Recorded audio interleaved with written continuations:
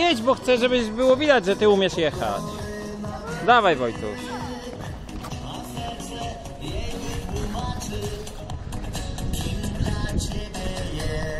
Ej, no dlaczego nie mówisz teraz? Poczekaj, bo kameruje Wojtusia, jak jedzie. To ty, pokaż, jak ty jedziesz.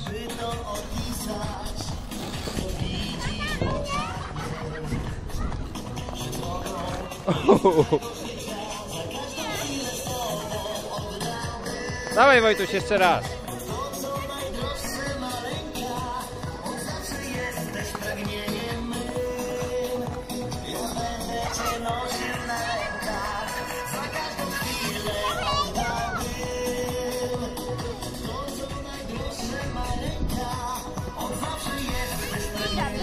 Dzień dobry. Dziękuję. A coś mam z tyłu? Coś mam z tyłu?